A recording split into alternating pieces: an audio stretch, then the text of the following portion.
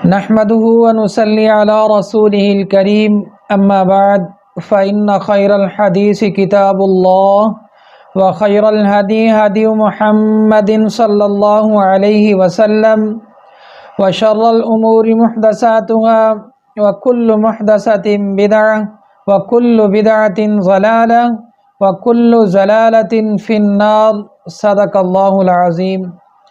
میرے واجب الاحترام دوستو، بھائیو، بزرگو، السلام علیکم ورحمۃ اللہ وبرکاتہ۔ پیارے دوستو، میں امید کرتا ہوں کہ آپ حضرات جہاں بھی ہوں گے خیر خیریت سے ہوں گے، اور اللہ تبارک و تعالی سے دعا کرتا ہوں کہ اللہ تعالی میرے تمام مسلمان بھائیوں کو اور بزرگوں کو اپنی حفظ و امان میں رکھے۔ پیارے دوستو، آج ایک نیا وظیفہ لے کر آپ حضرات کی خدمت میں حاضر ہوا ہوں۔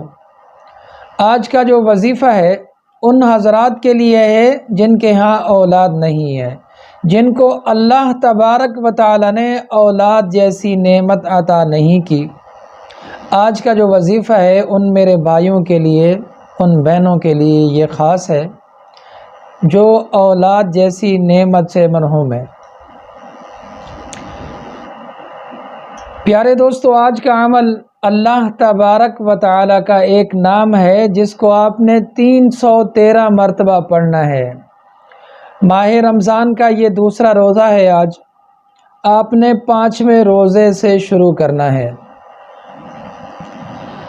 5 دن تک آپ نے اس وظیفے کو کرنا ہے، اور اللہ تبارک و تعالی سے میں امید کرتا ہوں کہ 5 دن کے اس وظیفے کے اللہ تبارک و تعالی برکات سے آپ کو اولاد جیسی نعمت عطا فرمائیں گے۔ تو پیارے دوستو، اب چلتے ہیں وظیفے کی طرف۔ کون سا وظیفہ ہے آپ نے جس کو اولاد کی خاطر کرنا ہے، پڑھنا ہے؟ آپ کوشش کریں کہ اس وظیفے کو سحری کے ٹائم بھی پڑھیں اور افطار کے ٹائم بھی پڑھیں۔ صبح جب آپ سحری کر رہے ہیں تو یہ شوہر کو چاہیے کہ اس وظیفے کو کرے، اور افطار کے ٹائم بھی شوہر کو چاہیے کہ اس وظیفے کو کرے۔ اللہ تبارک و تعالیٰ کا یہ جو نام ہے، اس کے اول و آخر 3 مرتبہ درود ابراہیمی پڑھنا ہے۔ پھر اللہ تبارک و تعالیٰ کا یہ نام 313 مرتبہ پانی کے اوپر دم کر کے شوہر اپنی بیوی کو وہ پانی صبح بھی پلائے سحری کے ٹائم، اور شام کو مغرب کے افطار کے ٹائم بھی پلائے۔ 313 مرتبہ آپ نے پڑھنا ہے یا مصورو۔ اللہ تبارک و تعالیٰ کا یہ جو نام ہے یا مصورو، آپ نے اس کو 313 مرتبہ پڑھنا ہے پانی کے گلاس کے اوپر۔ جتنا آپ کو پانی ضرورت ہو اس پانی کے اوپر آپ نے دم کر کے اپنی بیوی کو پلانا ہے۔ پھر اسی طرح مغرب کے ٹائم افطاری کے بعد جب مغرب کی نماز پڑھ لیں، روزہ افطار کر لیں، پھر تھوڑا سا پانی لیں اور آپ نے اسی پانی کے اوپر 313 مرتبہ اول و آخر 3 مرتبہ درود ابراہیمی پڑھ کر آپ نے پھر یہ پانی دم کرنا ہے، پھر اپنی بیوی کو پلانا ہے۔